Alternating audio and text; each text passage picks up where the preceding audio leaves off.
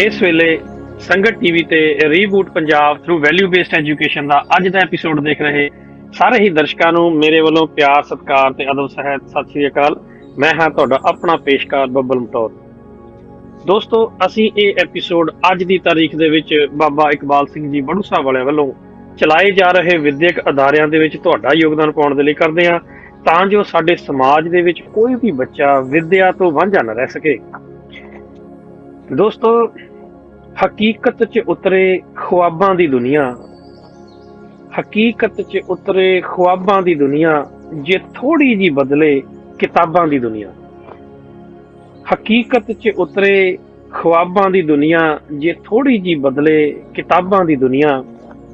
ਕਿਤਾਬਾਂ ਦੇ ਹੱਥ ਕਿਰਦਾਰਾਂ ਨੂੰ ਘੜਨਾ, ਕਿਤਾਬਾਂ ਦੇ ਹੱਥ ਕਿਰਦਾਰਾਂ ਨੂੰ ਘੜਨਾ, ਕਿਤਾਬਾਂ ਦੇ ਹੱਥ ਗੁਰਬਤ ਨਾਲ ਲੜਨਾ।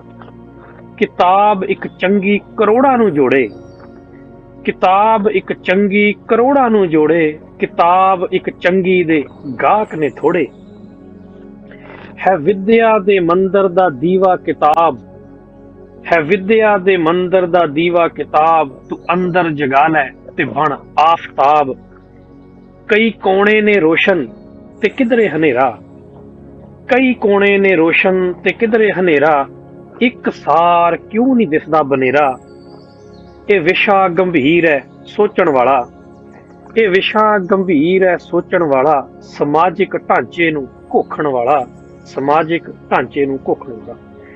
ਦੋਸਤੋ, ਇਸ ਛੋਟੀ ਜਿਹੀ ਰਚਨਾ ਦੇ ਨਾਲ ਅੱਜ ਦੇ ਐਪੀਸੋਡ ਦੀ ਸ਼ੁਰੂਆਤ ਕਰ ਰਹੇ ਹਾਂ। ਤੇ ਆਓ ਸਭ ਤੋਂ ਪਹਿਲਾਂ ਅਸੀਂ ਸਵਾਗਤ ਕਰਦੇ ਹਾਂ ਇੱਕ ਵਾਰ ਫਿਰ ਤੋਂ ਸਾਡੇ ਨਾਲ ਜੁੜ ਚੁੱਕੇ ਸਰਦਾਰ ਰਣਬੀਰ ਸਿੰਘ ਜਟਵਾਲ ਜੀ ਦਾ। ਜਟਵਾਲ ਜੀ, ਬਹੁਤ ਬਹੁਤ ਸਵਾਗਤ ਹੈ ਜੀ ਸਾਡੇ ਅੱਜ ਦੇ ਐਪੀਸੋਡ ਦੇ ਵਿੱਚ। ਸਭ ਤੋਂ ਪਹਿਲਾਂ ਜੀ ਫਤਿਹ ਦੀ ਸਾਂਝ ਪਾਉਂਦੇ ਹਾਂ ਜੀ। ਵਾਹਿਗੁਰੂ ਜੀ ਕਾ ਖਾਲਸਾ, ਵਾਹਿਗੁਰੂ ਜੀ ਕੀ ਫਤਿਹ। ਜਟਵਾਲ ਸਾਹਿਬ, ਅਸੀਂ ਐਜੂਕੇਸ਼ਨ ਤੇ ਗੱਲ ਕਰਦੇ ਆਏ ਹਾਂ ਲੰਬੇ ਸਮੇਂ ਤੋਂ, ਸਾਲ 2 ਸਾਲ ਜਿੰਨਾ ਵੀ ਟਾਈਮ ਸਾਨੂੰ ਹੋ ਗਿਆ ਇਹ ਐਪੀਸੋਡ ਕਰਦਿਆਂ ਨੂੰ। ਤੇ ਅਸੀਂ ਐਜੂਕੇਸ਼ਨ ਤੇ ਬੜੀ ਤਵੱਜੋ ਦਿੱਤੀ ਹੈ, ਬਹੁਤ ਗੱਲਾਂ ਹੋਈਆਂ। ਜੇ ਅੱਜ ਅਸੀਂ ਇੱਕ ਨਵਾਂ ਐਂਗਲ ਲਈਏ, ਅਸੀਂ ਜੇ ਕੰਪੈਰੀਜ਼ਨ ਅੱਜ ਕਰੀਏ ਦੁਨੀਆ ਦੇ ਐਜੂਕੇਸ਼ਨ ਸਿਸਟਮਸ ਦਾ, ਜੇ ਅਸੀਂ ਦੇਖੀਏ ਵੈਸਟ ਦਾ ਐਜੂਕੇਸ਼ਨ ਸਿਸਟਮ, ਜੇ ਅਸੀਂ ਦੇਖ ਲਈਏ ਮਿਡਲ ਈਸਟ ਦਾ ਐਜੂਕੇਸ਼ਨ ਸਿਸਟਮ, ਜੇ ਅਸੀਂ ਦੇਖ ਲਈਏ ਕਹਿ ਲਓ ਏਸ਼ੀਆ ਦਾ ਐਜੂਕੇਸ਼ਨ ਸਿਸਟਮ, ਜਾਂ ਅਸੀਂ ਹੋਰ ਕੰਟਰੀਜ਼ ਦਾ ਦੇਖ ਲਈਏ, ਅਫਰੀਕਾ ਦਾ ਦੇਖ ਲਈਏ, ਤਾਂ ਦੇਖੋ ਬਹੁਤ ਇੱਕ ਕੰਪੈਰੀਜ਼ਨ ਜਿਹੜਾ ਹੈਗਾ ਕਿ ਬਹੁਤ ਡਿਫਰੈਂਟ ਇੱਕ ਦੂਜੇ ਨਾਲੋਂ ਐਜੂਕੇਸ਼ਨ ਸਿਸਟਮ ਹੈਗੇ ਹੈ, ਇੰਪਲੀਮੈਂਟੇਸ਼ਨਸ ਹੈਗੀਆਂ ਨੇ, ਤੇ ਆਊਟਕਮ ਵੀ ਆਟੋਮੈਟਿਕਲੀ ਉਸੇ ਤਰ੍ਹਾਂ ਦੀ ਹੋਊਗੀ। ਜੋ ਸਾਡਾ ਸੋਸ਼ਲ ਸਮਾਜਿਕ ਢਾਂਚਾ ਤੇ ਜੇ ਕਹਿ ਲਓ ਵੀ ਸਾਡੇ ਐਜੂਕੇਸ਼ਨ ਸਿਸਟਮ ਦੇ ਹੋਣ ਕਰਕੇ ਜਿਹੜੀ ਆਊਟਕਮ ਸਾਡੇ ਐਜ਼ ਅ ਸੋਸ਼ਲ ਬੀਇੰਗ ਜਿਹੜੀ ਨਿਕਲਦੀ ਹੈਗੀ ਹੈ, ਉਹ ਬੜੀ ਡਿਫਰੈਂਟ ਹੈਗੀ ਹੈ। ਉਹ ਜੋ ਅੰਕੜੇ ਹੈਗੇ ਨੇ ਬੜੇ ਹੈਰਾਨ ਕਰਦੇ ਜਿਹੜੇ ਹੈ ਸਾਨੂੰ ਦੇਖਣ ਨੂੰ ਮਿਲਦੇ ਹੈਗੇ ਆ।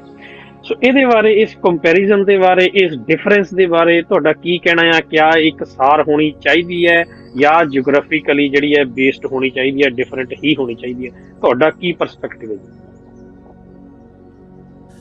ਥੈਂਕ ਯੂ ਬੱਬਲ ਸਾਹਿਬ। ਇਸ ਪ੍ਰੋਗਰਾਮ ਦੇ ਵਿੱਚ ਰੀਬੂਟ ਪੰਜਾਬ ਦੇ ਵਿੱਚ ਅਸੀਂ ਸਮੱਸਿਆ ਤੇ ਇੱਕ ਪੰਜਾਬ ਦੀ ਸਮੱਸਿਆ ਨੂੰ ਲੈ ਕੇ ਚੱਲੇ ਸੀ, ਪਰ ਜਦੋਂ ਅਸੀਂ ਹਰ ਇੱਕ ਪ੍ਰੋਬਲਮ ਦਾ ਥੋੜ੍ਹਾ ਵਿਸ਼ਲੇਸ਼ਣ ਕਰਦੇ ਹਾਂ, ਉਹਦਾ ਰੂਟ ਕੋਜ਼ ਐਨਾਲਿਸਿਸ ਕਰਦੇ ਹਾਂ, ਥੋੜ੍ਹਾ ਇਨ ਡੈਪਥ ਉਹਦੇ ਬਾਰੇ ਸੋਚਦੇ ਹਾਂ, ਤਾਂ ਇਕੱਲੀ ਪੰਜਾਬ ਦੀ ਸਮੱਸਿਆ ਨਹੀਂ, ਪੂਰੀ ਦੁਨੀਆ ਦੀ ਜਦੋਂ ਹੁਣ ਅਸੀਂ ਸਮੱਸਿਆ ਦੇਖੀ ਜਾਵੇ ਤਾਂ ਉਹਦਾ ਹੱਲ ਇੱਕੋ ਇਸ਼ਾਰਾ ਜਾਂਦਾ ਹੈ, ਉਹ ਜਾਂਦਾ ਹੈ ਕਿਤਾਬ ਵੱਲ, ਜਿਸ ਤਰ੍ਹਾਂ ਤੁਸੀਂ ਆਪਣੀ ਕਵਿਤਾ 'ਚ ਵੀ ਦੱਸਿਆ। ਸੋ ਉਹ ਕਿਤਾਬ ਦੀ ਰੈਫਰੈਂਸ ਅਸੀਂ ਲਾਉਂਦੇ ਹਾਂ ਕਿ ਉਹ ਇਸ਼ਾਰਾ ਜਾਂਦਾ ਹੈ ਐਜੂਕੇਸ਼ਨ ਵੱਲ। ਸੋ ਹਰ ਇੱਕ ਪ੍ਰੋਬਲਮ ਦਾ ਹੱਲ ਐਜੂਕੇਸ਼ਨ ਵਿੱਚ ਹੀ ਦਿਸਦਾ ਹੈ, ਅਤੇ ਹਰ ਇੱਕ ਪ੍ਰੋਬਲਮ ਦਾ ਜੋ ਕਾਰਨ ਹੈ ਮੈਨੂੰ ਲੱਗਦਾ ਉਹ ਵੀ ਐਜੂਕੇਸ਼ਨ ਹੀ ਬਣ ਗਿਆ ਹੈ, ਕਿਉਂਕਿ ਸਾਡੀ ਐਜੂਕੇਸ਼ਨ ਜੋ ਹੋਣੀ ਚਾਹੀਦੀ ਉਹ ਨਹੀਂ ਹੈ। ਅਤੇ ਗੁਰੂ ਗ੍ਰੰਥ ਸਾਹਿਬ ਜੀ ਨੂੰ ਅਸੀਂ ਅਗਰ ਬੇਸ ਬਣਾ ਕੇ, ਜਿਸ ਤਰ੍ਹਾਂ ਅਸੀਂ ਹਰ ਪ੍ਰੋਗਰਾਮ 'ਚ ਗੱਲ ਕਰਦੇ ਹੀ ਹਾਂ ਕਿ ਸ਼ਬਦ ਗੁਰੂ ਦਾ ਮਤਲਬ ਹੀ ਹੈ ਕਿ ਨੌਲੇਜ, ਇੱਕ ਇਸ ਤਰ੍ਹਾਂ ਦਾ ਨੌਲੇਜ, ਬੈਲੈਂਸਡ ਨੌਲੇਜ, ਜਿਹਦੇ 'ਚ ਦੁਨਿਆਵੀ ਨੌਲੇਜ ਵੀ ਹੋਵੇ ਅਤੇ ਡਿਵਿਨਿਟੀ, ਸਪਿਰਿਚੁਅਲ, ਅਧਿਆਤਮਿਕ ਨੌਲੇਜ ਵੀ ਹੋਵੇ। ਸੋ ਇੱਕ balanced education system, balanced education system ਦੀ ਇੱਕ ਘਾਟ ਮਹਿਸੂਸ ਹੁੰਦੀ ਹੈ ਹਰ ਪਾਸਿਓਂ। ਹੁਣ ਟੈਕਨੋਲੋਜੀ ਇੰਨੀ ਤਰੱਕੀ ਕਰ ਗਈ ਹੈ, ਸਾਇੰਸ ਇੰਨੀ ਤਰੱਕੀ ਕਰ ਗਿਆ, ਸਾਡੇ ਸੁੱਖ ਆਰਾਮ ਦਾ ਕੋਈ ਅੰਤ ਨਹੀਂ ਰਿਹਾ, ਪਰ ਫਿਰ ਵੀ ਜਿਹੜੀ ਦੁਨੀਆ ਦੀਆਂ ਪ੍ਰੋਬਲਮ ਆ ਉਹ ਬਹੁਤ ਹੀ ਇੱਕ ਸੀਰੀਅਸ ਜਿਹਾ ਰੂਪ ਸਾਹਮਣੇ ਆਉਂਦਾ ਹੈ, ਜਿਨ੍ਹਾਂ ਨੂੰ ਦੇਖ ਕੇ ਇੱਕ ਜਿਹੜਾ ਇੱਕ ਸਿੱਖ ਕਿਰਦਾਰ ਦਾ ਜੋ ਇਨਸਾਨ ਹੈ ਉਹ ਉਹਨੂੰ ਅੱਖੋਂ ਓਲੇ ਨਹੀਂ ਕਰ ਸਕਦਾ। ਉਹ ਕਿਸੇ ਨਾ ਕਿਤੇ ਹਰ ਇੱਕ ਸਮੱਸਿਆ ਨੂੰ ਦੇਖ ਕੇ, ਕਿਉਂਕਿ ਸਾਡਾ ਧਰਮ ਦਾ ਬੇਸ ਹੀ ਹੈ ਇਕੁਐਲਿਟੀ ਅਤੇ ਜਸਟਿਸ। ਜਦੋਂ ਅਸੀਂ ਇਹਨਾਂ 'ਚ ਦੋ ਚੀਜ਼ਾਂ ਨੂੰ, ਇਕੁਐਲਿਟੀ ਕਿ ਹਰ ਪਾਸੇ ਇਕੁਐਲਿਟੀ ਹੈ, ਹਰ ਪਾਸੇ ਜਸਟਿਸ ਹੈ, ਤੇ ਨਹੀਂ ਤੁਹਾਨੂੰ ਰਾਤ ਨੂੰ ਨੀਂਦ ਨਹੀਂ ਆਉਂਦੀ ਜੋ ਅਸਲੀ ਹਾਲਾਤ ਦੇਖ ਕੇ। ਕਿਉਂਕਿ ਅੱਜ ਕੱਲ੍ਹ ਦੁਨੀਆ ਇੱਕ ਪਿੰਡ ਦੀ ਤਰ੍ਹਾਂ ਹੋ ਗਈ ਹੈ। ਵਨ ਵਰਲਡ ਵਨ ਫੈਮਿਲੀ ਦਾ ਅਸੀਂ ਮੋਟੋ ਲੈ ਕੇ ਚੱਲੇ ਹਾਂ ਕਿ ਸਾਡੀ ਆਰਗੇਨਾਈਜੇਸ਼ਨ ਕਲਗੀਧਰ ਟਰੱਸਟ ਦਾ, ਸਿੱਖ ਧਰਮ ਦਾ ਬੇਸ ਵੀ ਇਹੀ ਹੈ ਕਿ ਅਸੀਂ ਸਭ ਇੱਕ ਪਰਿਵਾਰ ਦੀ ਤਰ੍ਹਾਂ ਹਾਂ। ਪੂਰੀ ਦੁਨੀਆ ਇੱਕ, ਜਿੰਨੇ ਵੀ ਬਾਉਂਡਰੀਜ਼ ਇੱਕ ਨਕਲੀ ਰਹਿ ਗਈਆਂ ਨੇ। ਇਸ ਵੇਲੇ ਜੋ ਕਨਸੈਪਟ ਜੋ ਹੋਣਾ ਚਾਹੀਦਾ ਹੈ ਕਿ ਵਨ ਵਰਲਡ ਵਨ ਫੈਮਿਲੀ ਦਾ ਕਨਸੈਪਟ ਹੀ ਹੈ, ਜਿਹੜਾ ਕਿ ਦੁਨਿਆਵੀ ਸ਼ਾਂਤੀ ਵਰਤਾ ਸਕਦਾ ਹੈ, ਦੁਨੀਆ ਦੇ ਵਿੱਚ ਇਕੁਐਲਿਟੀ ਲਿਆ ਸਕਦਾ ਹੈ, ਤੇ ਦੁਨੀਆ ਤੇ ਸਮਾਜ ਦੀਆਂ ਬੁਰਾਈਆਂ ਤੋਂ ਸਾਨੂੰ ਮੁਕਤ ਕਰ ਸਕਦਾ ਹੈ। ਸੋ ਜਦੋਂ ਅਸੀਂ ਦੇਖਦੇ ਹਾਂ ਕਿਸੇ ਐਂਗਲ ਤੋਂ ਵੀ ਦੇਖ ਲਓ, ਇਕੁਐਲਿਟੀ ਕਿਸ ਤਰ੍ਹਾਂ ਆਏਗੀ। ਇਕੁਐਲਿਟੀ ਜਦੋਂ ਅਸੀਂ ਦੇਖਦੇ ਹਾਂ ਕਿ ਇੱਕ ਬੱਚਾ ਜਿਹੜਾ ਇੱਕ ਝੁੱਗੀ ਦੇ ਵਿੱਚ ਪੈਦਾ ਹੁੰਦਾ ਤੇ ਇੱਕ ਬੱਚਾ ਮਹਿਲਾਂ ਦੇ ਵਿੱਚ ਪੈਦਾ ਹੁੰਦਾ, ਜਿਹੜਾ ਬੱਚਾ ਇੱਕ ਜਨਮ ਲੈਂਦਾ ਹੀ ਇਨਇਕੁਐਲਿਟੀ ਦਾ ਸ਼ਿਕਾਰ ਹੋ ਗਿਆ। ਇਹ ਤਾਂ ਸਿਰਫ from the date of birth ਹੀ ਹੋ ਗਿਆ ਨਾ, ਉਹਦਾ ਜਦੋਂ ਉਹਨਾਂ ਦਾ ਜਨਮ ਇਸ ਦੁਨੀਆ 'ਚ ਆਏ ਤੇ ਉਹ ਬੜਾ ਹੀ ਉਹਨਾਂ ਦੀ ਇੱਕ ਅਨਈਵਨ, ਉਹਨਾਂ ਦੀ ਇੱਕ ਰੇਸ ਹੀ, ਮਤਲਬ ਇੱਕ ਟੋਟਲੀ ਉਹਨੂੰ ਅਸੀਂ ਇਕੁਅਲ ਬੇਸਿਸ ਦੇ ਰੇਸ ਨਹੀਂ ਕਹਿ ਸਕਦੇ, ਇਕੁਅਲ ਬੇਸਿਸ ਦਾ ਕੰਪੀਟੀਸ਼ਨ, ਅਪਬ੍ਰਿੰਗਿੰਗ ਤੇ ਉਹਨਾਂ ਦੀ ਜੋ ਫਿਊਚਰ 'ਚ ਲਾਈਫ 'ਚ ਸਕਸੈਸ ਹੋਣੀ ਹੈ, ਉਹਨੂੰ ਅਸੀਂ ਕੰਪੇਅਰ ਹੀ ਨਹੀਂ ਕਰ ਸਕਦੇ। ਉਹ ਜਿਹੜੀ ਇਕੁਐਲਿਟੀ ਹੈ, ਇਕੁਐਲਿਟੀ ਤੇ ਸਾਡੇ ਹੁਣ ਸਿਸਟਮ ਦੇ ਵਿੱਚ ਹੀ ਹੋ ਗਈ ਹੈ ਕਿ ਹਰ ਇਨਸਾਨ ਨੇ ਕਿਸੇ ਨਾ ਕਿਸੇ ਤਰ੍ਹਾਂ ਮਜਬੂਰੀ ਬਸ ਹੋ ਕੇ ਉਸ ਸਿਸਟਮ ਦਾ ਗੁਲਾਮ, ਉਸ ਸਿਸਟਮ ਦਾ ਸ਼ਿਕਾਰ ਹੋ ਗਿਆ ਹੈ। ਜਿਹੜੀ ਵਿੱਦਿਆ ਦੀ ਅਸੀਂ ਗੱਲ ਕਰਦੇ ਹਾਂ, ਗੁਰੂ ਗ੍ਰੰਥ ਸਾਹਿਬ ਦੀ ਵਿੱਦਿਆ ਦੀ ਗੱਲ ਕਰਦੇ ਹਾਂ, ਉਹ ਹੈ, ਉਹਦਾ ਬੇਸ ਹੀ ਹੈ ਸ਼ਬਦ ਗੁਰੂ, ਮਨ ਜੀਤੇ ਜਗ ਜੀਤ। ਪਰ ਜਿਹੜੀ ਵੈਸਟਰਨ ਕਲਚਰ ਹੈ, ਵੈਸਟਰਨ ਐਜੂਕੇਸ਼ਨ ਹੈ, ਉਹਦੇ ਵਿੱਚ ਤੇ ਮਨ ਦੀ ਮੌਜ ਜਿੰਨੀ ਵੀ ਹੋ ਜਾਏ, ਮਨ ਦੀ ਮੌਜ ਵੱਲ ਨੂੰ ਸਾਰਾ ਇਸ਼ਾਰਾ ਉਧਰ ਨੂੰ ਹੀ ਜਾਂਦਾ ਹੈ ਕਿ ਨਹੀਂ ਮਨ ਨੂੰ ਨਾ ਮੋੜੋ, ਮਨ ਨੂੰ ਉਦਾਸ ਨਾ ਕਰੋ, ਮਨ ਨੂੰ ਨਾਰਾਜ਼ ਨਾ ਕਰੋ, ਮਨ ਨੂੰ ਮੌਜ ਕਰ ਲੈਣ ਦਿਓ, ਮਨ ਨੂੰ ਖੁਸ਼ ਰੱਖੋ। ਸੋ ਇੱਕ ਪਾਸੇ ਦੋ ਐਕਸਟ੍ਰੀਮਸ ਹੈਗੀਆਂ ਨੇ ਉਹ, ਤੇ ਸਾਰੇ ਦੁੱਖਾਂ ਦਾ ਕਾਰਨ ਵੀ ਇਹੀ ਹੈ ਕਿ ਜੇ ਅਸੀਂ ਮਨ ਨੂੰ ਨਹੀਂ ਮੋੜਾਂਗੇ, ਮਨ ਨੂੰ ਸਹੀ ਪਾਸੇ ਨਹੀਂ ਜੋੜਾਂਗੇ, ਤੇ ਉਹ ਬਰਾਬਰ ਦੇ ਸਾਡੇ ਜੀਵਨ 'ਚ ਉਹ ਦੁੱਖ ਜ਼ਰੂਰ ਆਉਣਗੇ। ਸੋ ਇਹ ਇੱਕ, ਜੇ ਅਸੀਂ ਇੱਕ ਬੈਲੈਂਸਡ ਤੇ ਇਕੁਅਲ ਜਸਟ ਸਿਸਟਮ ਦੀ ਜੇ ਅਸੀਂ ਸਿਰਜਣਾ ਕਰਨੀ ਹੈ, ਉਹਦੇ ਵਿੱਚ ਆਈ ਥਿੰਕ ਹਰ ਇੱਕ ਇਨਸਾਨ ਦਾ ਇੱਕ ਬਰਥ ਰਾਈਟ ਬਣ ਜਾਂਦਾ ਹੈ ਕਿ ਉਹਦੀ ਜਿਹੜੀ ਐਜੂਕੇਸ਼ਨ ਹੋਵੇ, ਉਹ ਤੇ ਮੇਰੇ ਖਿਆਲ ਨਾਲ ਸਾਰਿਆਂ ਦੀ ਬਰਾਬਰ ਹੀ ਹੋਣੀ ਚਾਹੀਦੀ ਹੈ।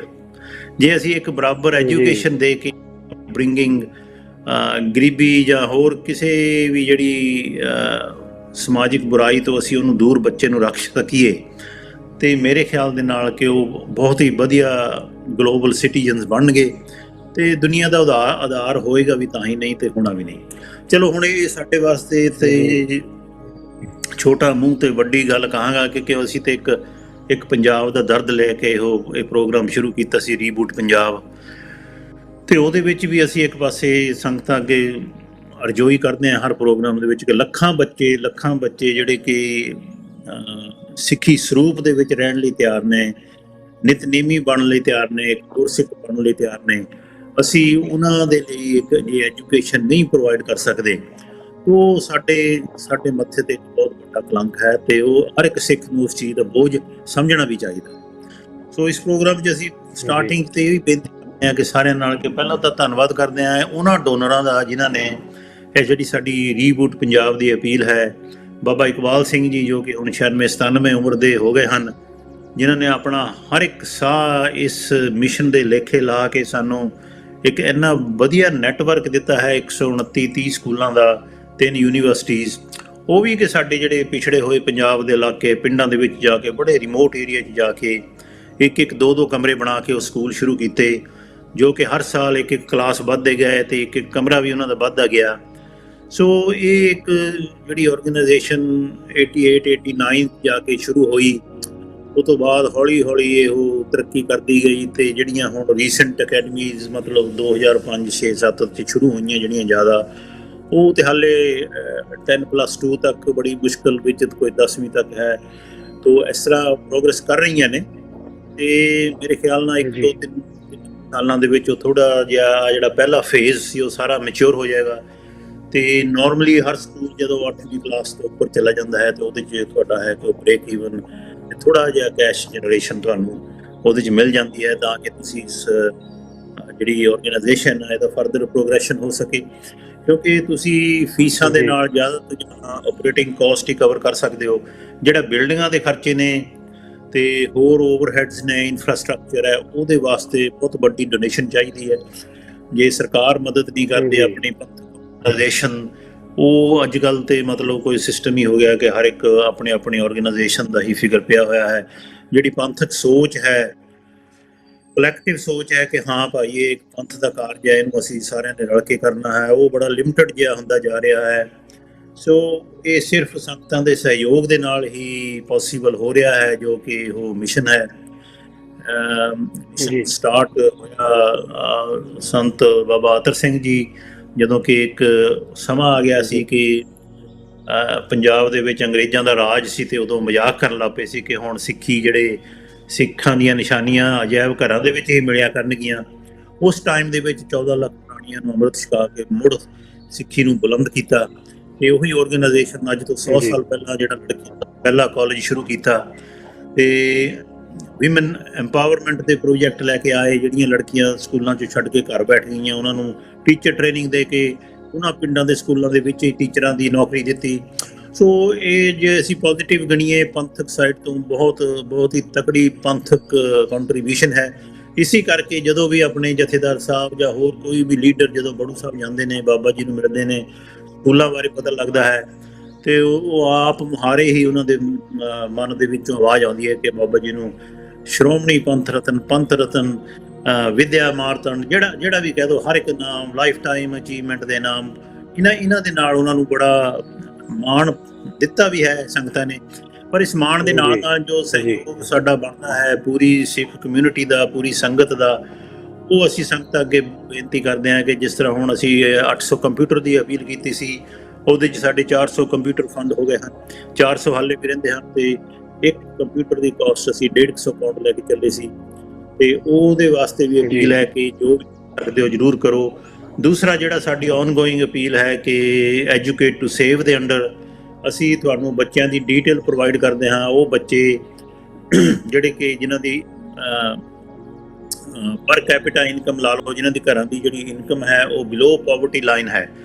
ਬਿਲੋ ਪਾਵਰਟੀ ਲਾਈਨ ਦਾ ਮਤਲਬ ਹੈ ਕਿ ਘਰ ਦੀ ਇੰਨੀ ਇਨਕਮ ਵੀ ਨਹੀਂ ਹੈ ਕਿ ਉਹ 2 ਵਕਤ ਦੀ ਰੋਟੀ ਖਾ ਸਕਣ।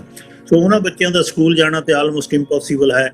ਸੋ ਉਹ ਬੱਚਿਆਂ ਦੀ ਤੁਹਾਨੂੰ ਅਸੀਂ ਪੂਰੀ ਡੀਟੇਲ ਕਿ ਕਿਹੜੇ ਸਕੂਲ ਦੇ ਵਿੱਚ ਅਸੀਂ ਉਹਨਾਂ ਨੂੰ ਆਲਰੇਡੀ ਐਡਮਿਟ ਕਰ ਦਿੱਤਾ, ਇਸ ਹੋਪ ਦੇ ਉੱਤੇ ਕਿ ਤੁਸੀਂ ਉਸ ਬੱਚੇ ਦੀ ਬਾਂਹ ਫੜੋਗੇ, ਤਾਂ ਕਿ ਅਸੀਂ ਫਿਰ ਉਹਦੀ ਜਗ੍ਹਾ ਇੱਕ ਹੋਰ ਬੱਚਾ ਸਕੂਲ ਦੇ ਵਿੱਚ ਲੈ ਰਹੀਏ, ਜੋ ਕਿ ਬਾਬਾ ਜੀ ਦਾ ਉਹ ਡ੍ਰੀਮ ਸੀ ਕਿ ਚਲੋ ਅਸੀਂ ਵੇਟ ਨਹੀਂ ਕਰਦੇ, ਕਿਉਂਕਿ ਬੱਚਾ ਜਿਹੜਾ ਸਕੂਲ ਤੋਂ ਬਾਹਰ ਰਹਿ ਗਿਆ ਉਹਦਾ ਨੁਕਸਾਨ ਹੋਣਾ ਸ਼ੁਰੂ ਹੋ ਜਾਂਦਾ ਹੈ।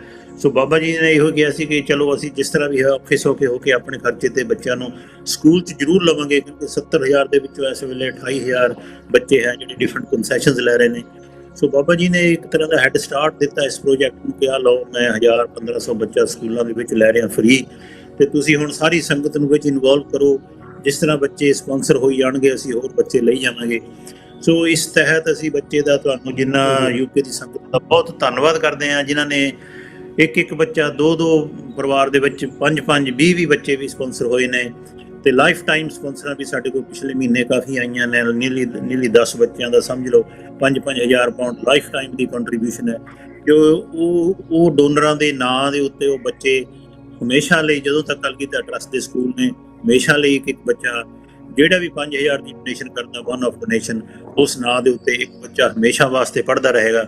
ਸੋ ਬਹੁਤ ਵੱਡਾ ਸਹਿਯੋਗ ਹੈ ਇਹ ਸੰਗਤਾਂ ਦਾ ਕਿ ਹਰ ਇੱਕ, ਅਸੀਂ ਫਿਰ ਉਹੀ ਕਹਿੰਦੇ ਕਿ ਹਰ ਇੱਕ ਜਿਹੜੀ ਪ੍ਰੋਬਲਮ ਉਹਦਾ ਹੱਲ ਐਜੂਕੇਸ਼ਨ ਹੀ ਹੈ।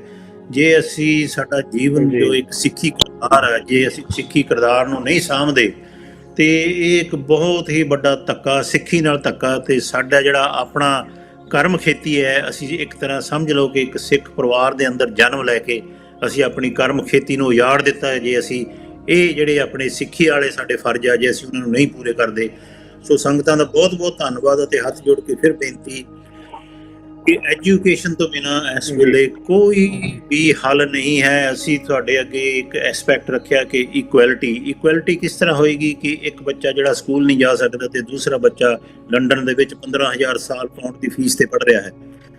ਫਿਰ ਦੂਸਰਾ ਅਸੀਂ ਦੇਖਿਆ ਕਿ ਸੰਗਤ ਟਰੱਸਟ ਦੇ ਜੋ ਉਪਰਾਲੇ ਨੇ, ਤੁਸੀਂ ਦੇਖਿਆ ਕਿ ਅਸੀਂ ਮੈਡੀਕਲ ਏਡ ਦੀ ਅਪੀਲ ਚੱਲ ਰਹੀ ਹੈ। ਹੁਣ ਮੈਡੀਕਲ ਏਡ ਦੇ ਵਿੱਚ ਵੀ ਦੇਖੋ, ਅਸੀਂ ਜਦੋਂ ਦੇਖਦੇ ਹਾਂ ਸਕਰੀਨ ਦੇ ਉੱਤੇ ਕੋਈ ਵੀ ਕੇਸ ਟਰੀਟ ਹੁੰਦਾ, ਅਸੀਂ ਉਹਦੇ ਨਾਲ ਇਮੋਸ਼ਨਲੀ ਅਟੈਚਡ ਹੋ ਜਾਂਦੇ ਹਾਂ ਤੇ ਆਪਣੀ ਜੋ ਵੀ ਕੰਟਰੀਬਿਊਸ਼ਨ ਹੈ ਅਸੀਂ ਉਹ ਕਰਦੇ ਹਾਂ। ਪਰ ਜਿਹੜਾ ਬੱਚਾ ਘਰ ਬੈਠਾ ਰੋ ਰਿਹਾ ਹੈ, ਜਿਹੜੇ ਪੇਰੈਂਟਸ ਦੁਖੀ ਹਨ ਕਿ ਉਹਦਾ ਬੱਚਾ ਸਕੂਲ ਨਹੀਂ ਜਾ ਰਿਹਾ, ਉਹਨਾਂ ਦਾ ਦਰਦ ਅਸੀਂ ਤੁਹਾਡੇ ਤੱਕ ਕਿਸ ਤਰ੍ਹਾਂ ਲੈ ਕੇ ਆਈਏ। ਸੋ ਇਹ ਇੱਕ ਬਹੁਤ ਸਾਡੇ ਵੱਲੋਂ ਦੂਸਰਾ ਉਪਰਾਲਾ ਇਹ ਹੋ ਜਾਂਦਾ ਕਿ ਜਿਹੜਾ ਮੈਡੀਕਲ ਏਡ ਹੈ, ਕੋਈ ਵੀ ਹੋਵੇ, ਕਿਸੇ ਵੀ ਹਾਲਾਤ ਵਿੱਚ ਕੋਈ ਵੀ ਹੋਵੇ, ਹਰ ਇੱਕ ਜਿਹੜੀ ਦੁਨੀਆ ਦੀਆਂ ਸਰਕਾਰਾਂ ਉਹਨਾਂ ਨੂੰ ਪ੍ਰਾਇੋਰਟੀ ਦੇਣੀ ਚਾਹੀਦੀ ਹੈ ਕਿ ਐਜੂਕੇਸ਼ਨ ਸਾਰਿਆਂ ਦੀ ਬਰਾਬਰ ਹੋ ਜਾਏ, ਮੈਡੀਕਲ ਏਡ ਸਾਰਿਆਂ ਦੀ ਬਰਾਬਰ ਹੋ ਜਾਏ। ਫਿਰ ਜੇ ਤੁਸੀਂ ਜਸਟਿਸ ਸਿਸਟਮ ਨੂੰ ਸਟਰੋਂਗ ਕਰਨਾ ਹੈ ਤੇ ਜੋ ਵੀ ਲੀਗਲ ਏਡ ਹੈ ਕਿ ਅਸੀਂ ਦੇਖੋ, ਜੇ ਸਾਡੀ ਰਿਪਰੈਜ਼ੈਂਟੇਸ਼ਨ ਹੀ ਹੈ ਨਹੀਂ ਕੋਰਟਾਂ ਦੇ ਵਿੱਚ, ਸਾਨੂੰ 84 ਦਾ ਅਜੇ ਤੱਕ ਇਨਸਾਫ ਨਹੀਂ ਮਿਲਿਆ। ਸਾਡਾ ਹੋਰ ਜਵਾਨੀ ਦਾ ਘਾਣ ਹੋਇਆ ਪੰਜਾਬ ਦੇ ਵਿੱਚ। ਕੋਈ ਜਿਹੜਾ ਲੀਗਲ ਸਿਸਟਮ, ਸਾਡੇ ਕੋਲ ਲੀਗਲ ਏਡ ਵਾਲਾ ਐਸਾ ਸਿਸਟਮ ਹੀ ਨਹੀਂ ਹੈ ਕਿ ਅਸੀਂ ਸੱਚ ਅਤੇ ਹੱਕ ਦੀ ਆਵਾਜ਼ ਨੂੰ ਬੁਲੰਦ ਕਰ ਸਕੀਏ। ਤੇ ਜਿਹੜਾ ਵੀ ਇੱਕ ਲੀਗਲ ਏਡ ਹੈ, ਇੱਥੇ ਵੀ ਸਾਨੂੰ ਇੱਕ ਫੰਡ ਇਕੱਠਾ ਕਰਨਾ ਚਾਹੀਦਾ ਹੈ ਕਿ ਅਸੀਂ ਜਿਹੜੇ ਵੀ ਸੱਚੇ ਸੁੱਚੇ ਕੇਸ ਹੈ ਉਹ ਲੜ ਸਕੀਏ। तो ये भी साडी एक नंबर 1 प्रायोरिटी हो जाती है। सो एजुकेशन, मैडिकल, लीगल, फिर पावर्टी तो है ही कि हर एक इंसान का जो है फर्ज बन जाता है कि हर एक इंसान को रोटी, कपड़ा ते मकान, ये तो बेसिक नसैसिटीज है। तो ये तो नानक देव जी का सच्चा सौदा लंगरां नाल शुरू होया। सो लंगरां वास्ते भी अपील चल रही है संगत वास्ते। सो जे एक लंगरां दे नाल इहो सच्चा सौदा होया कि जिहड़े ਭੁੱਖੇ ਸਾਧੂਆਂ ਨੂੰ ਲੰਗਰ ਛਕਾ ਕੇ ਜੋ ਇੱਕ ਰਸਮ ਸ਼ੁਰੂ ਕੀਤੀ, ਉਹ ਇੱਕ ਇਸ਼ਾਰਾ ਸੀ ਕਿ ਜੋ ਸਾਡੀ ਬੇਸਿਕ ਨੈਸੈਸਿਟੀਜ਼ ਹੈਗੀਆਂ, ਫੂਡ, ਸ਼ੈਲਟਰ ਤੇ ਕਲੋਥਿੰਗ, ਇਹ ਹਰ ਇੱਕ ਇਨਸਾਨ ਨੂੰ ਅਸੀਂ ਕਿਸੇ ਨਾ ਕਿਸੇ ਤਰ੍ਹਾਂ ਪ੍ਰੋਵਾਈਡ ਕਰੀਏ।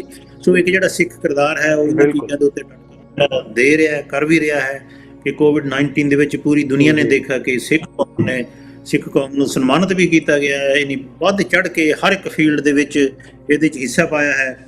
ਫਿਰ ਜਿਹੜੀ ਪੰਜਵੀਂ ਗੱਲ ਰਹਿ ਜਾਂਦੀ ਹੈ ਉਹ ਹੈਗੀ ਹੈ ਕਿ ਜਿਹੜੀ ਆਪਣੀ ਅਧਿਆਤਮਕ ਵਿਦਿਆ ਹੈ, ਜੋ ਗੁਰੂ ਗ੍ਰੰਥ ਸਾਹਿਬ ਦੀ ਵਿਦਿਆ ਹੈ, ਜਿਹਦੇ ਵਿੱਚ divinity and spirituality the aspect ਹੈ, ਸ਼ਬਦ ਗੁਰੂ ਦਾ ਜੋ ਸਾਡਾ ਮਿਸ਼ਨ ਹੈ, ਤੇ ਉਹਨੂੰ ਕਿਸ ਤਰ੍ਹਾਂ ਬਲੈਂਡ ਕਰਨਾ ਹੈ ਆਪਣਾ ਡੇਲੀ ਲਾਈਫ ਦੇ ਵਿੱਚ, ਤੇ ਆਪਣੀ ਦੁਨਿਆਵੀ ਵਿਦਿਆ ਦੇ ਨਾਲ ਕਿਸ ਤਰ੍ਹਾਂ ਉਹਨੂੰ ਬਲੈਂਡ ਕਰਨਾ ਹੈ। ਇਹ ਜੋ ਰੋਲ ਹੈ ਬਾਖੂਬੀ ਕਲਗੀਧਰ ਟਰੱਸਟ ਦੇ ਸਕੂਲ ਤੇ ਯੂਨੀਵਰਸਿਟੀ ਨਿਭਾ ਰਹੀਆਂ ਹਨ।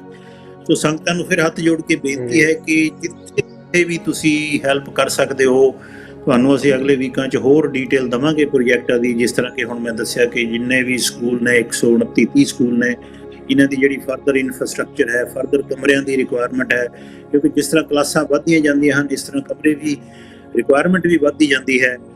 ਸੋ ਉਹਦੇ ਵਿੱਚ ਵੀ ਆਪਣੀ ਕੰਟਰੀਬਿਊਸ਼ਨ ਤੁਸੀਂ ਜਿੰਨਾ ਆ ਸਕਦੇ ਹੋ। ਅਸੀਂ ਲਾਸਟ ਅਪੀਲ ਜਦੋਂ ਗੁਰੂ ਕੀ ਕਾਸ਼ੀ ਦੀ ਅਪੀਲ ਕੀਤੀ ਸੀ, ਉਦੋਂ ਕਿਹਾ ਸੀ ਕਿ ਇੱਕ ਕਮਰਾ, ਬਾਬਾ ਜੀ ਨੇ ਇੱਥੇ ਤੱਕ ਵੀ ਕਹਿ ਦਿੱਤਾ ਸੀ ਕਿ ਜੋ ਇੱਕ ਕਮਰੇ ਦੀ ਸੇਵਾ ਜੋ ਉਹਦੀ ਉਦੋਂ 5000, ਅੱਜ ਤੋਂ ਮੈਨੂੰ ਲੱਗਦਾ 10 ਕੁ ਸਾਲ ਪਹਿਲਾਂ ਹੋ ਗਏ, 5000 ਪਾਉਂਡ ਲਾਈ ਸੀ ਜੀ।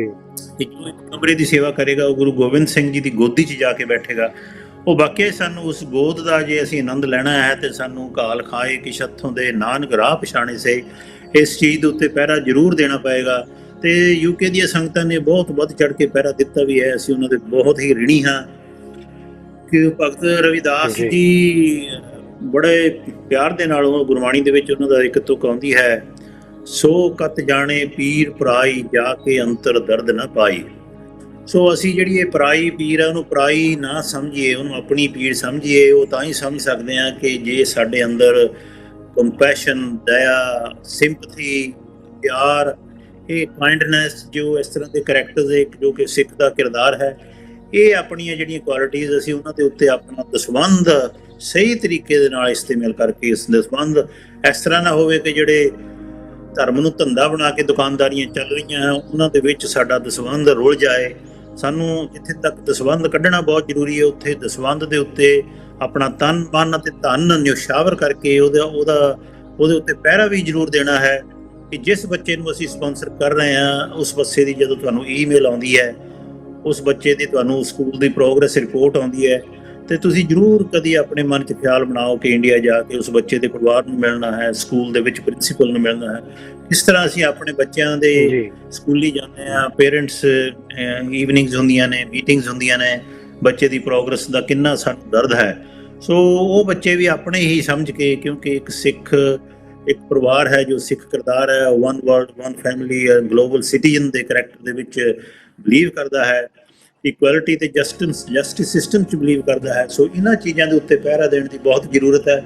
ਸੰਗਤਾਂ ਅੱਗੇ ਫਿਰ ਚੜ੍ਹ ਕੇ ਬੇਨਤੀ ਹੈ ਕਿ ਜਿਸ ਤਰ੍ਹਾਂ ਕਿ ਕੰਪਿਊਟਰ ਦੀ ਸੇਵਾ ਜਾਂ ਇੱਕ ਬੱਚੇ ਦੀ ਪੜ੍ਹਾਈ ਦੀ ਸੇਵਾ ਜਾਂ ਕਮਰੇ ਦੀ ਸੇਵਾ, ਜੋ ਕੁਝ ਵੀ ਕਰ ਸਕਦੇ ਹੋ ਉਹਦੇ ਜ਼ਰੂਰ ਆਪਣਾ ਵੱਧ ਚੜ੍ਹ ਕੇ ਆਪਣਾ ਦਸਵੰਧ ਦਾ ਹਿੱਸਾ ਉਹਦੇ ਵਿੱਚ ਜ਼ਰੂਰ ਪਾਓ ਜੀ। ਜੀ ਬਿਲਕੁਲ ਜੀ। ਅਟਵਾਲ ਸਾਹਿਬ 5 ਲੇਅਰਸ ਦੀ ਤੁਸੀਂ ਗੱਲ ਕੀਤੀ ਹੈ ਐਜੂਕੇਸ਼ਨ ਸਿਸਟਮ ਦੀ, ਜਿਹੜੀਆਂ ਕਿ ਆਪਣੇ ਆਪਣੇ ਲੈਵਲ ਤੇ ਜੇ ਗੱਲ ਕਰੀਏ ਉਹ ਪਿਲਰ ਹੀ ਹੈਗੇ ਨੇ ਸੋਸਾਇਟੀ ਦੇ, ਹਨਾ ਜੀ। ਮੈਂ ਤਾਂ ਕਹਿੰਦਾ ਕਾਸ਼ ਕਦੇ ਕੋਈ ਦਿਨ ਆਵੇ ਕਿ ਸਾਰੀਆਂ ਜੇਲ੍ਹਾਂ ਨੂੰ ਤਾਲੇ ਲੱਗ ਜਾਣ, ਕਿ ਹੈ ਹੀ ਨਹੀਂ ਕੋਈ ਉੱਥੇ ਜਾਣੇ ਵਾਲਾ, ਹਨਾ। ਸੋ ਕਹਿਣ ਦਾ ਮਤਲਬ ਕਿ ਉਹ ਚਲੋ ਉਹ ਸਾਡੇ ਕਹਿ ਲਓ ਸਾਰਿਆਂ ਦੇ ਖੁਆਬ ਹੈ, ਆਈਡੀਅਲ ਸੋਸਾਇਟੀ ਹੋਏਗੀ ਤਾਂ ਜੇਲ੍ਹਾਂ ਦੀ ਕੋਈ ਜ਼ਰੂਰਤ ਹੀ ਨਹੀਂ ਰਹੇਗੀ। ਖੈਰ ਜੇ ਅਸੀਂ ਗੱਲ ਕਰੀਏ, ਤੁਸੀਂ ਬੜੇ ਵਿੱਚ ਇੰਪੋਰਟੈਂਟ ਪੁਆਇੰਟਸ ਜਿਹੜੇ ਛੂਏ ਸੇ, ਜਿਸ ਤਰ੍ਹਾਂ ਕਿ ਤੁਸੀਂ ਕਿਹਾ ਕਿ ਟੈਕਨੋਲੋਜੀ ਦਾ ਅੱਜ ਜੋ ਹੈ ਨਾ, ਟੈਕਨੋਲੋਜੀ ਦਾ ਯੁੱਗ ਹੈਗਾ ਆ, ਠੀਕ ਹੈ। ਟਾਈਮ ਤੇ ਟੈਕਨੋਲੋਜੀ ਇਵੋਲਵ ਹੁੰਦੀ ਰਹੀ ਹੈ, ਡਿਵੈਲਪ ਹੁੰਦੀ ਰਹੀ ਹੈ।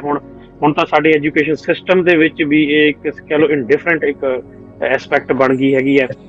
ਸੋ ਜਿਸ ਤਰ੍ਹਾਂ ਤੁਸੀਂ ਕੰਪਿਊਟਰ ਦੀ ਅਪੀਲ ਕੀਤੀ ਹੈ ਜੀ, ਸੰਗਤਾਂ ਨੂੰ ਦੱਸ ਦੇਣਾ ਚਾਹਾਂਗਾ ਕਿ ਸੰਗਤਾਂ ਦਾ ਬਹੁਤ ਬਹੁਤ ਧੰਨਵਾਦ ਕਿ ਜਦੋਂ ਅਪੀਲ ਕੀਤੀ ਸੀ ਉਸ ਵਕਤ 800 ਕੰਪਿਊਟਰਸ ਦੀ ਜ਼ਰੂਰਤ ਸੀਗੀ, ਨੀਅਰਲੀ 130 ਅਕੈਡਮੀਜ਼ ਦੇ ਵਿੱਚ। ਉਹਨਾਂ ਵਿੱਚੋਂ ਜਿਹੜੇ ਆ 400 ਕੰਪਿਊਟਰ ਜਿਹੜੇ ਆ ਡੋਨੇਟ ਹੋ ਚੁੱਕੇ ਆ, ਤੁਸੀਂ ਉਹਨਾਂ ਦੀ ਡੋਨੇਸ਼ਨ ਕਰ ਲਈ ਹੈ, ਸਪਾਂਸਰਸ਼ਿਪ ਹੋ ਚੁੱਕੀ ਹੈ ਉਹਨਾਂ ਦੀ। ਸੋ ਉਹਦੇ ਲਈ ਤਾਂ ਸਭ ਤੋਂ ਪਹਿਲਾਂ ਸੰਗਤਾਂ ਦਾ ਬਹੁਤ ਬਹੁਤ ਧੰਨਵਾਦ ਕਰਦੇ ਆ ਜੀ, ਸੰਗਤ ਟੀਵੀ ਵੀ, ਕਲਗੀਧਰ ਟਰਸਟ ਵੀ। ਤੇ ਨਾਲ ਦੀ ਨਾਲ ਅਟਵਾਲ ਸਾਹਿਬ ਤੁਸੀਂ ਦਸਵੰਧ ਦੀ ਗੱਲ ਕੀਤੀ ਹੈ, ਕਿ ਜਿਸ ਤਰ੍ਹਾਂ ਨਾ ਇਹ ਗੱਲ ਹੁੰਦੀ ਹੈ ਜੀ, ਜੇ ਅਸੀਂ ਵੀ ਆਪਣੇ ਇਲਾਕੇ ਦੇਖੀ ਨਾ, ਇੱਕ ਵਿਸ਼ਵਾਸ ਦੀ ਗੱਲ ਹੈ। ਅੱਜ ਕੱਲ੍ਹ ਹੁਣ ਚੈਰਿਟੀਜ਼ ਵੀ ਬਹੁਤ ਹੋ ਗਈਆਂ ਨੇ। ਪਹਿਲੇ ਸਮੇਂ 'ਚ ਜੇ 10-20 ਸਾਲ ਪਿੱਛੇ ਜਾਈਏ ਚੈਰਿਟੀਜ਼ ਘੱਟ ਹੁੰਦੀਆਂ ਸੀ, ਬਟ ਹੁਣ ਅੱਜ ਦੀ ਡੇਟ 'ਚ ਆਨਲਾਈਨ ਜਿਹੜਾ ਸਿਸਟਮ ਬਹੁਤ ਚੱਲ ਪਿਆ ਹੈਗਾ ਆ। ਇੱਕ ਕਹਿ ਲਓ ਸਿਚੁਏਸ਼ਨਲ ਕਹਿ ਲਓ ਜਿਹੜੇ ਫੰਡਸ ਉਹ ਵੀ ਉਹਨਾਂ ਲਈ ਵੀ ਅਪੀਲ ਹੋ ਜਾਂਦੀ ਹੈਗੀ ਹੈ। ਸੋ ਇਸ ਕਰਕੇ ਕਿਤੇ ਨਾ ਕਿਤੇ ਲੋਕ ਕਈ ਵਾਰ ਕਨਫਿਊਜ਼ ਵੀ ਹੋ ਜਾਂਦੇ ਆ। ਪਰ ਇੱਥੇ ਗੱਲ ਇਹ ਹੈਗੀ ਹੈ, ਜਿਹੜੀ ਬੈਕਗਰਾਊਂਡ ਦੀ ਗੱਲ ਹੈ, ਜਿਹੜੀ ਸੋਲਿਡ ਫਾਊਂਡੇਸ਼ਨ ਦੀ ਗੱਲ ਹੈ, ਔਥੈਂਟੀਕੇਸ਼ਨ ਦੀ ਗੱਲ ਹੈ, ਉਹ ਇਹ ਹੈਗੀ ਹੈ ਕਿ ਸੰਗਤਾਂ ਨੂੰ ਪਤਾ ਹੈਗਾ ਹੈ ਕਿ ਜਿਹੜਾ ਵੀ ਬੱਚਾ ਉਹ ਸਪਾਂਸਰ ਕਰਨਗੇ, ਉਸ ਬੱਚੇ ਦੀ ਫੈਮਿਲੀ ਦੀ ਡਿਟੇਲ, ਪਿੰਡ ਦੀ ਡਿਟੇਲ, ਸਕੂਲ ਦੀ ਡਿਟੇਲ, ਪ੍ਰੋਗਰੈਸ ਰਿਪੋਰਟ, ਹਨਾ, ਉਹ ਸਾਰੀ ਜਿਹੜੀ ਜਦੋਂ ਬੰਦੇ ਕੋ ਆਏਗੀ ਤੇ ਆਪ ਜਾ ਕੇ ਜਿਹੜੇ ਸਾਡੇ ਡੋਨਰ ਹੈਗੇ ਆ ਉਹ ਵਿਜ਼ਿਟ ਕਰ ਸਕਦੇ ਆ। ਸੋ ਇਹਦੇ ਤੇ ਉੱਤੇ ਕੋਈ ਸ਼ੰਕਾ ਨਹੀਂ ਰਹਿ ਜਾਂਦਾ ਵੀ ਕਿ ਵਿਸ਼ਵਾਸ ਨਾ ਕੀਤਾ ਜਾਏ। ਸੋ ਇਹ ਵੀ ਨਾਲ ਗੱਲ ਹੈ, ਤੁਸੀਂ ਵਧੀਆ ਆਪਣੇ ਵੱਲੋਂ ਇਹ ਰੋਲ ਅਦਾ ਕੀਤਾ ਕਿ ਤੁਸੀਂ ਇਹ ਵੀ ਅਲਰਟ ਕੀਤਾ ਕਿ ਦਸਵੰਧ ਦੇਣ ਤੋਂ ਪਹਿਲਾਂ ਤੁਸੀਂ ਖੁਦ ਵੈਰੀਫਾਈ ਕਰੋ। ਜੇ ਤੁਸੀਂ ਰੂਮ ਸੇਵਾ ਕਰ ਰਹੇ ਹੋ, ਤੁਸੀਂ ਖੁਦ ਵਿਜ਼ਿਟ ਕਰੋ। ਸਿਰਫ ਇਹ ਹੈ ਕਿ ਸੰਗਤਾਂ ਦਾ ਸਿਰਫ ਜਾਂ ਕਹਿ ਲਓ ਪੈਸਾ ਜਾਂ ਦਸਵੰਧ ਹੀ ਨਹੀਂ ਚਾਹੀਦਾ, ਉਹਨਾਂ ਦਾ ਧਿਆਨ ਵੀ ਚਾਹੀਦਾ, ਉਹਨਾਂ ਦਾ ਜੋ ਭਾਵਨਾ ਵੀ ਚਾਹੀਦੀ ਹੈ। ਉਹ ਆਪ ਜੁੜਨ ਵੀ, ਸੰਸਥਾ ਦੇ ਨਾਲ ਵੀ ਜੁੜਨ। ਸਾਡੀ ਜੋ ਕਲਗੀਧਰ ਟਰਸਟ ਦੀ ਜੋ ਸੰਸਥਾ ਹੈ ਚੈਰਿਟੀ, ਇਹਦੇ ਨਾਲ ਵੀ ਜੁੜੋ। ਹੋਰ ਵੀ ਜਿੱਥੇ ਕੋਈ ਸੰਸਥਾ ਵਧੀਆ ਕੰਮ ਕਰਦੀ ਹੈ ਉਹਦੇ ਨਾਲ ਵੀ ਜੁੜੋ। ਜ਼ਰੂਰੀ ਨਹੀਂ ਕਿ ਇੱਕ ਹੀ ਸੰਸਥਾ ਨਾਲ ਤੁਸੀਂ ਜੁੜਨਾ, ਪਰ ਗੱਲ ਤਾਂ ਇਹ ਹੈ ਕਿ ਸੁਸਾਇਟੀ ਦੇ ਵਿੱਚ ਸਭ ਦਾ ਯੋਗਦਾਨ ਪਵੇ। ਜਿਸ ਤਰ੍ਹਾਂ ਕਿ ਟਵਾਲ ਸਾਹਿਬ ਨੇ ਕਿਹਾ ਦੋਸਤੋ ਕਿ ਜੋ ਐਜੂਕੇਸ਼ਨ ਹੈ ਉਹ ਇੱਕਸਾਰ ਹੋਏਗੀ ਨਾ ਸਾਰੀ ਦੁਨੀਆ ਦੇ ਵਿੱਚ, ਉਹਦਾ ਆਨੰਦ ਹੀ ਹੋਰ ਹੋਏਗਾ, ਉਹਦਾ ਆਊਟਕਮ ਹੀ ਹੋਰ ਹੋਏਗੀ, ਉਹਦੇ ਰਿਜ਼ਲਟ ਹੀ ਹੋਰ ਹੋਣਗੇ। ਸੋ ਉਮੀਦ ਹੈ ਜੀ ਦੋਸਤੋ ਤੁਹਾਨੂੰ ਅੱਜ ਦਾ ਸਾਡਾ ਇਹ ਐਪੀਸੋਡ ਵਧੀਆ ਲੱਗਿਆ ਹੋਏਗਾ। ਅਟਵਾਲ ਸਾਹਿਬ, ਉਮੀਦ ਹੈ ਕਿ ਜੋ ਸਾਡੇ ਦਰਸ਼ਕ ਹੈਗੇ ਬੜੇ ਸਿਆਣੇ ਹੈਗੇ ਆ, ਸਾਨੂੰ ਬੜੀ ਲੰਬੇ ਟਾਈਮ ਤੋਂ ਸਪੋਰਟ ਕਰਦੇ ਆ ਰਹੇ ਨੇ। ਜੋ ਸਾਡੀ ਬੱਚਿਆਂ ਦੀ ਸਪਾਂਸਰਸ਼ਿਪ ਦੀ ਅਪੀਲ ਹੈਗੀ ਹੈ, ਜੋ GKK ਗੁਰੂ ਕੀ ਕਾਸ਼ੀ ਯੂਨੀਵਰਸਿਟੀ ਬਣ ਰਹੀ ਹੈ, ਉਹਦੀ ਜੋ ਰੂਮ ਸਰਵਿਸ ਦੀ ਅਪੀਲ ਹੈਗੀ ਹੈ, ਸੋ ਉਹ ਜੋ ਹੈ ਜੋ ਸਾਡੇ ਬਾਬਾ ਇਕਬਾਲ ਸਿੰਘ ਜੀ ਦੇ ਬਚਨ ਹੈਗੇ ਆ, ਉਹਨਾਂ ਨੂੰ ਉਹ ਜਿਹੜੇ ਜ਼ਰੂਰ ਗੌਰ ਫਰਮਾਉਣਗੇ, ਉਧਰ ਧਿਆਨ ਦੇਣਗੇ। ਸੋ ਅੱਜ ਦੇ ਐਪੀਸੋਡ ਤੋਂ ਅੱਜ ਟਵਾਲ ਸਾਹਿਬ ਅਸੀਂ ਰੁਖਸਤ ਹੁੰਦੇ ਹਾਂ ਜੀ, ਇਜਾਜ਼ਤ ਲੈਂਦੇ ਹਾਂ ਸੰਗਤਾਂ ਤੋਂ ਤੇ ਫਤਿਹ ਦੀ ਸਾਂਝ ਪਾਉਂਦੇ ਹਾਂ ਜੀ। ਵਾਹਿਗੁਰੂ ਜੀ ਕਾ ਖਾਲਸਾ, ਵਾਹਿਗੁਰੂ ਜੀ ਕੀ ਫਤਿਹ। ਵਾਹਿਗੁਰੂ ਜੀ ਕੀ ਫਤਿਹ।